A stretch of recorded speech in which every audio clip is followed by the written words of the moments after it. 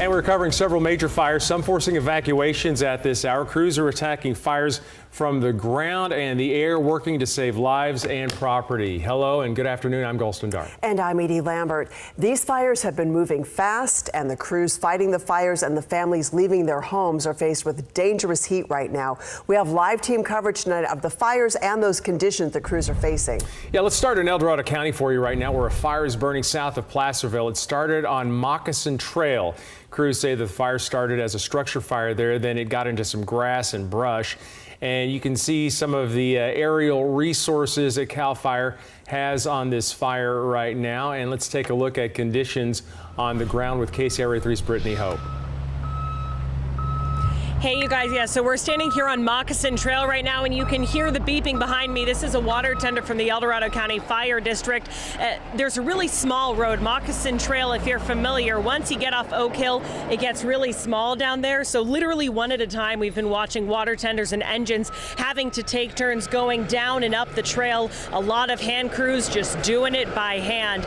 We talked to someone who saw the flames himself, and he says where it started at that structure that CAL FIRE says this all began, it's about a mile down Moccasin Trail. You can see a live look right now from Live Copter 3 overhead, where the fire is centered right now and where we've been seeing a lot of the air resources, the helicopters, the Chinooks dropping water, mapping the fire, doing those retardant drops. It's all been focusing down in this valley, and they have a lot of resources on this. Now, again, we spoke to the man who tells me that he was the first person to call 911. Take a listen to what he had to say.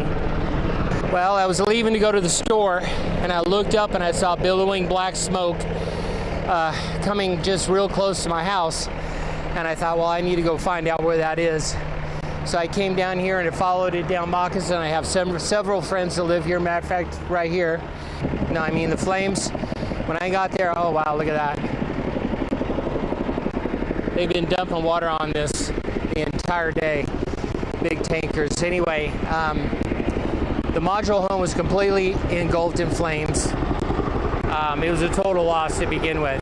Then I noticed flames or smoke down in the ridge of the canyon, and from there it just swooped up and went up the canyon towards the Bucks Bar area. And that was his friend's home, and that outbuilding where a tenant had lived that he says is about a mile down Moccasin Trail. He says that that's where the fire essentially started. Now, he said that everyone who lives there, his friend and the tenant, are okay, but they did lose a small dog. They said a wiener dog whose name is Missy, so they're not sure if she's okay at this point. We do want to show you kind of where we're standing right now. So this is Moccasin Trail. We're about, let's say, a mile, half a mile from Oak Hill. Look at the road there. So just before our live shot, CAL FIRE brought a big dozer down the road. We know that they're bringing it down the private part of the trail where there's some private homes to really dig those lines, because behind this line of homes here, that is the focus of the firefight, and that's why you can see that big gray area there in the sky. So this is really the closest we can get right now, but we can tell you it seems that fire crews have a really good handle on this. Last update was that this is staying at around 20 acres. For now, we're reporting live in El Dorado County. Brittany Hope, KCRA 3 News. Yeah, you can tell they are really hitting that there aggressively. Thanks, Brittany. Now let's go to Butte County, where a fire is burning near Orville. This fire started near Cherokee and Thompson Flat Cemetery roads. This is a time lapse of the fire. This is from the past 6 hours. The fire has moved toward the Orville Dam's main spillway, but as of right now, there is no risk to the Orville Dam. Let's go now to KCRA 3's Carolina Estrada. She is live for us at the dam. It certainly looks smoky there. Yeah, and we've just seen in the past hour that smoke get thicker and thicker. I want to tell you guys where we're standing. So we're at the Orville Dam. This right here is Orville Dam Road, and down there is Canyon Road where we were standing earlier. So we moved north of the fire. Right below us is the Feather River. Earlier we were able to see it, but now due to the amount of smoke that the fire burning and the dry vegetation has put off, you can't see the Feather River down there. But in the last hour since we've been here, we have seen a lot of efforts and water drops focusing on this area. We saw some of those flames moving up. You can kind of see in this dry vegetation how the wind is moving towards the south a little bit here in this area, and that's just kind of caused the fire to quickly move up this hill this hill right here. There's a lot of smoke that we're seeing being put out, and I want to show you guys because this road is kind of serving as a fire break for this fire. And we've seen the helicopters come and grab water from this side over here and kind of fly it over and do those water drops on that area. But I spoke to CAL FIRES. They tell me they really want to focus on protecting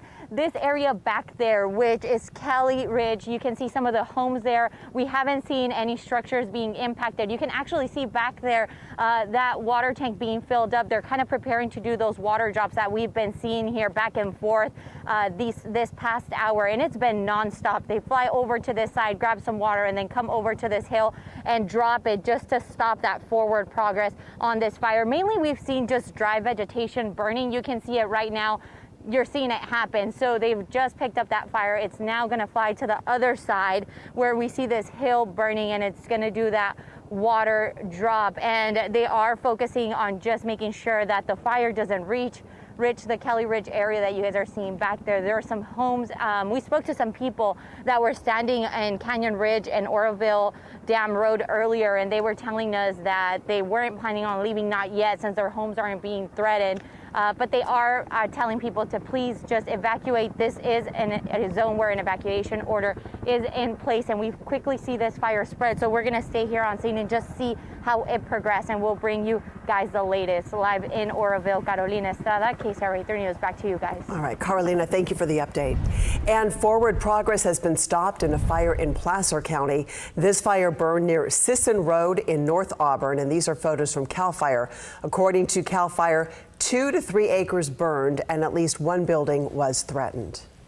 Well, let's bring in meteorologist Heather Waldman. So we've seen what's going on out there. A lot of people concerned. Let's talk a little bit about the conditions there. Yeah, and we're going to focus on the Thompson Fire. So where you just saw Carolina's live report from, this is where the hot, dry, and occasionally gusty winds have had the most impact as far as fire activity goes. So here's the close-up view of where we believe the fire started. It began on the north side of the Feather River to the east of Oroville and just to the west of Orville Dam. Initially, the fire spread along these canyons here. This is Morris Ravine back in here, and this is South Table Mountain right here for those familiar with the area. The fire continued to spread along the north shore, along those ridges. It briefly hopped over to the south side as well and has since been burning on both sides of the Feather River. You saw Carolina's live shot from up on top of Orville Dam on Orville Dam Road, and you could see from her shot that the fire had indeed burned up to the dam, but it appeared to be burning at a lower intensity. She was also pointing out that fire crews were focusing on the southern end of the fire